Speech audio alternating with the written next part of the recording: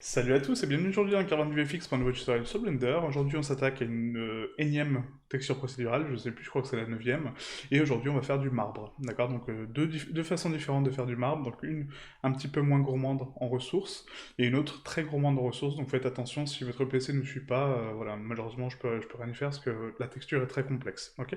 Ah, donc si jamais vous avez un sondage donc juste au-dessus, donc je sais pas de quel côté, donc gauche ou droite, mais vous avez un petit point d'exclamation, vous cliquez dessus et du coup vous pouvez voter pour en fait un petit sondage que je fais sur une série que je souhaite réaliser sur les nœuds, d'accord? Donc les nœuds de texturing en fait, donc de détailler chaque nœud pour voir un petit peu les fonctions qu'ils ont.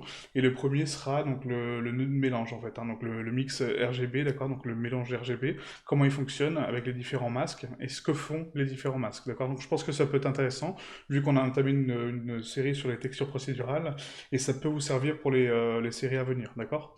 Voilà, donc votez et puis du coup voilà, donc la majorité remportera, ok? Donc on se retrouve tout de suite sur Blender.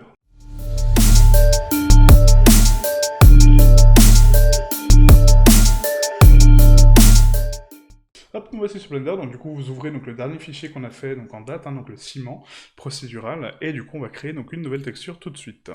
Donc là on va créer donc le marbre simple pour commencer, et après on fera donc le complexe sur une autre vidéo, d'accord? Donc là marbre, hop, et du coup donc je vais également donc l'assigner ici, hop, TP marbre, comme ceci. Voilà. Donc, n'oubliez pas de garder bien vos objets, en fait, à chaque fois. Comme ça sauvegarde, en fait, les textures quand vous sauvegardez votre blend. Hein, d'accord? Donc ici, il faut, par défaut, enregistrer donc un fichier de démarrage directement avec les textures, ou sinon, en fait, données externes, impacter automatiquement dans le .blend. D'accord? Pour garder vos fichiers. Ok? Donc là, on va assigner donc les matériaux. Donc ici, assigner sur ma sphère. Voilà. Et assigner sur mon plan. Hop, voilà, comme ceci. Alors, donc là, pour le marbre, en fait, on va partir sur un mix de calques, en sachant que le marbre n'a pas de relief, hein, à part si vous voulez en mettre, mais normalement, il n'y a pas de relief, puisque c'est de la pierre qui a été donc vraiment très polie, en fait, hein, donc vraiment très polie, puis ensuite vernie, donc très brillante, et du coup, ce qui donne cette forme de marbre, d'accord? Donc du coup, ici, on va partir donc d'un BSDF guidé, qu'on va déjà régler donc en termes de spéculaire, donc on va mettre à 0.85. En termes de rugosité, on va partir sur des valeurs très basses, donc 0.1.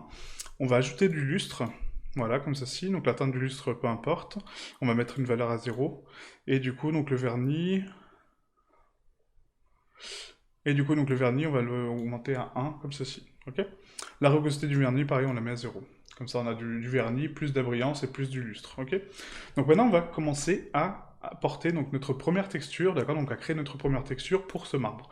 Donc là, on va commencer par un dégradé de couleur. Donc ce dégradé de couleur va me permettre de contrôler les couleurs de mon marbre, d'accord? Ensuite, on va créer donc, nos différents calques. Donc là, on va créer 3 couches de calques différentes qui permettent donc de contrôler un petit peu donc, le bruit qu'il y a au niveau du marbre, le craquellement et du coup les densités en fait, de marbre que vous voulez, d'accord? Donc là, on va commencer par créer donc ici une texture de Voronoi, d'accord? Rappelez-vous, donc, CTRL-SHIFT, clic gauche pour voir un petit peu donc, à quoi ressemble la texture. Et là, donc, cette texture de Voronoi, j'ai envie de lui donner une densité un petit peu différente. Donc, du coup, on va partir ici en mode cellule, d'accord, donc distance to edge, comme ceci, pour avoir donc, le relief que je souhaite. On va raccorder cette texture à un dégradé de couleur, également. Hop, voilà. Donc, ne le raccordez pas celui-là, hein. Celui-là, il servira uniquement à la couleur, d'accord? Donc, celui-ci, maintenant, on va augmenter les valeurs de blanc, d'accord, pour faire disparaître donc quasiment mes valeurs de noir. Et ce que je vous conseille pour avoir donc quelque chose de parfait, c'est vraiment, donc ici vous avez une valeur de 0 au niveau du noir, on va mettre une valeur de 0.003, je pense que c'est pas mal, voilà, pour approcher donc un maximum mon slider, garder quand même un petit peu de nuance de gris, d'accord, pour les bords, mais du coup là c'est pas mal, ok. Voilà, donc là c'est parfait. Maintenant on va créer donc ici cette taille, donc je vais la réduire à 2.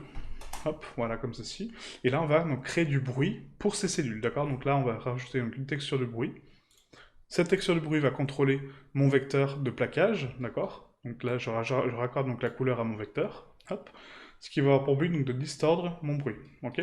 Donc l'échelle du bruit, du coup, on va la mettre à 2, voilà, comme ceci. Donc là, ça me paraît pas mal. Et le détail, on le monte, voilà, pour créer donc ces fameux craquellements, hein, d'accord? Donc les petites stries qu'il y a sur le marbre, ok? Ensuite, donc, vous pouvez augmenter ici donc, la distorsion pour distordre un petit peu votre bruit, hein, d'accord? Mais bon, là, c'est pas très utile. Moi, je vous conseille de le laisser à 0, ok?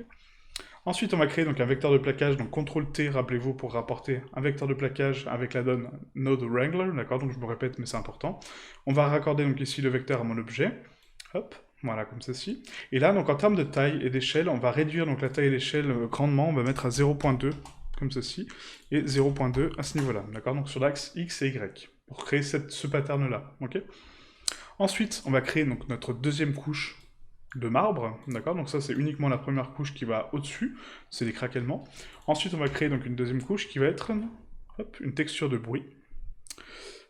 Texture de bruit, voilà, qui est ici, tac. Cette texture de bruit, du coup, sera influencée par une autre texture de bruit, ok. Et du coup, donc là, on va faire CTRL-SHIFT clic gauche sur la première, d'accord, qu'on a créée, pour voir un petit peu ce qu'on fait. Et là, regardez, quand je raccorde donc ma couleur à mon vecteur de plaquage, encore une fois, ça va distordre mon bruit en fonction de mon bruit, d'accord. Donc là, on va réduire grandement les valeurs, donc on va mettre des valeurs, par exemple, à 3, comme ceci. Et là, au niveau de l'influence, on va mettre à 2. Hop, voilà, donc pour créer cette densité de relief, d'accord? Donc là, c'est parfait. En termes de détail, on peut l'augmenter donc à 16, et là aussi à 16, pour créer un peu plus de relief au niveau des nuages, hein, d'accord? Je rapporte encore une fois un dégradé de couleur, ok? Et là, je vais pouvoir contrôler la densité de noir et de blanc que je souhaite, d'accord? Donc là, on va l'augmenter un petit peu, pour donner des valeurs un peu plus prononcées, hop, voilà, comme ceci. Voilà, donc là, c'est pas mal, ok? Voilà, donc là, on vient de créer donc, notre deuxième masque, de marbre, hein. Donc là, je raccorde un vecteur à ce vecteur-là, hop, pour le plaquage, hop, et voilà. Donc là, c'est parfait. En termes de taille d'échelle, donc là, je peux l'augmenter un petit peu, du coup, on va passer à 4. Et là, en termes de relief, on va passer à 5. Voilà, comme ceci. Ok? Donc là, vraiment, vous adaptez donc les tailles et l'échelle selon le bruit que vous souhaitez donner à votre marbre, hein, d'accord? Donc c'est entièrement subjectif, hein, c'est pas fixe dans le temps, vous pouvez l'appliquer comme vous voulez. Maintenant qu'on a créé donc mon deuxième layer, je vais en créer un troisième qui va me permettre donc de rajouter du bruit un peu plus gros sur mon marbre. Donc pour ce faire, on va rajouter encore une fois une texture de bruit. Hop, texture de bruit, voilà, comme ceci. On va la dupliquer donc 2 fois, donc Shift D à chaque fois pour dupliquer donc mes textures de marbre. CTRL SHIFT, clic gauche sur la première pour voir un petit peu ce qu'on fait. J'influencie mon vecteur avec mon vecteur 1, ma couleur avec mon vecteur 1, pardon, et ma deuxième couleur avec mon vecteur 2. Ok? Ce qui me donne donc un bruit distordu par un bruit, distordu par un bruit. D'accord? J'applique mon vecteur de plaquage, hop, comme ceci. Voilà, comme ça me permettra de régler les valeurs directement dessus. Hop, je vais juste décaler ça comme ça, voilà. Et là, donc du coup, je vais devoir donc régler mes valeurs, encore une fois, pour lui donner la densité que je souhaite. Donc là, on peut partir sur des valeurs un petit peu plus hautes. On va partir à 16 pour le détail. Ensuite, celle-ci, par contre, on va la réduire grandement, on va mettre à 1. Voilà. Et celle-ci à 0.2. On augmente le détail, donc tous à 16. Hop, et là, ouais, donc du coup, à cause du vecteur de plaquage, du coup, il faut que j'augmente un peu mes valeurs. Donc on va mettre à 0.7. Voilà, comme ceci. Hop, je rapporte encore une fois un convertisseur à un dégradé de couleur, d'accord, pour contrôler donc ma densité de noir et de blanc, rappelez-vous. Et là, j'augmente l'influence de mon masque, d'accord, pour créer donc ce relief-là, encore une fois. Voilà, donc là, mes 3 textures sont créées. Maintenant, il faut que je les mixe ensemble pour pouvoir les contrôler à la fin, d'accord? Donc là, pour ce faire, on va rapporter ici nos couleurs mélangées RGB. Je vais mélanger donc mon canal 1 avec mon canal 2. CTRL-SHIFT, clic gauche, pardon, pour voir un petit peu ce que ça fait. Hop. Ah, donc là, ça va mixer donc, mes craquellements avec ma texture arrière. Par contre, je la vois pas tellement, en fait, ma texture arrière. Donc du coup, ici, je vais régler donc le mélangeur en multiplieur, d'accord? Donc du coup, on va pas mélanger les deux couleurs, mais je vais les multiplier. Donc les noirs sont multipliés par les noirs, et les blancs sont multipliés par les blancs, ok? En termes de facteur d'influence, je vais mettre à 0.98, comme ceci, voilà, pour rapporter donc un maximum ma texture derrière. Et ensuite, on peut tronquer également les valeurs, d'accord, pour les laisser donc entre 0 et 1, d'accord, pour qu'elles ne dépassent jamais ces valeurs, d'accord, donc les valeurs noires et les valeurs blanches, très important. Ensuite, je vais créer donc un deuxième mélangeur RGB, d'accord, donc couleur mélangeur RGB. Cette fois-ci, ma couleur, donc la dernière, va à la couleur 2, et ma couleur 1 va être mon calque 2. Ici, on va faire donc la même opération, CTRL-SHIFT clic gauche pour voir un petit peu ce qu'on fait. Donc là, ça va avoir pour but, encore une fois, donc de mélanger les deux textures, chose que je ne veux pas, je veux encore une fois les multiplier, d'accord? Donc on les multiplie par elles-mêmes, voilà. Et là, du coup, c'est à moi de trouver donc la bonne influence entre les deux textures pour donner donc le résultat que je souhaite, hein, d'accord? Donc là, on va faire 0.7, je pense que c'est pas mal. Ouais, 0.7, ça me plaît pas mal.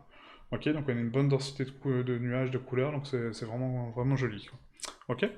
Voilà, et maintenant, je veux mélanger donc les deux ensemble, d'accord? Donc du coup, le calque 2, je peux le déconnecter, d'accord, de mon premier mélangeur, et je peux rajouter donc cette couche qui est mélangée avec la troisième couche, avec ma première, d'accord? Ouais, je sais pas si c'est clair, mais voilà. En gros, vous travaillez par croisée, d'accord? Donc votre calque 1 est mélangé avec votre calque 2 et 3, ok? Et plus vous créez de calque, plus il faudra faire comme ça, hein, d'accord? Donc le calque 4, par exemple, il est ici. Si je crée un calque 4, il faut le mélanger avec le calque 3, puis le mélanger avec le calque 2, qui lui sera mélangé avec le calque 1, ok? Donc ça c'est bon. Maintenant je raccorde donc ma couleur finale à mon dégradé de couleur finale, d'accord, qui va me permettre donc de contrôler la densité des textures que j'ai créées, ok. Donc là, CTRL SHIFT clic gauche sur le BSDF guidé pour voir un petit peu le résultat final. Hop.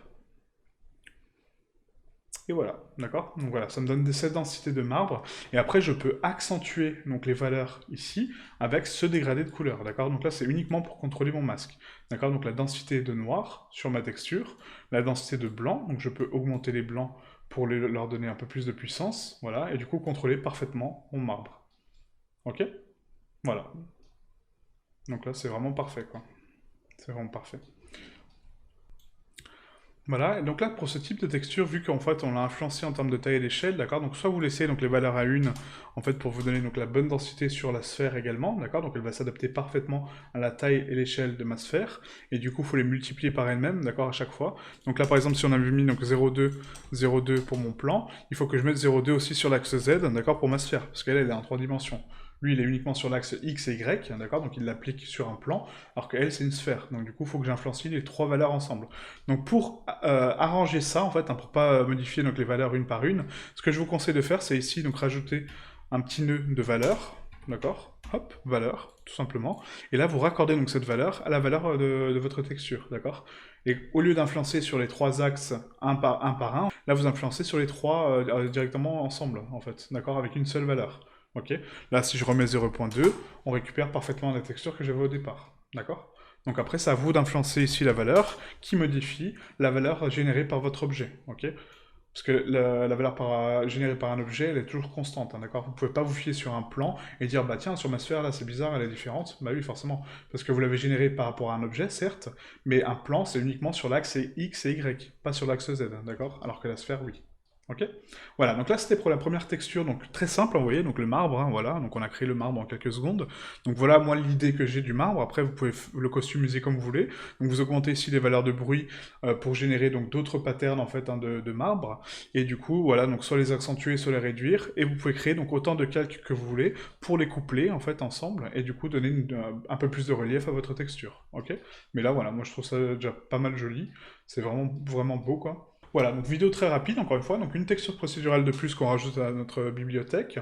Du coup, on arrive quasiment sur la fin, hein, donc il y en a encore beaucoup à aborder, mais voilà, elles sont de plus en plus complexes normalement. Là, la prochaine donc, sera sur la Terre, d'accord, que je vais faire juste après. Donc comment générer donc, un pattern de Terre, qui est pareil, très gourmand en ressources, mais du coup, on verra deux variantes disponibles.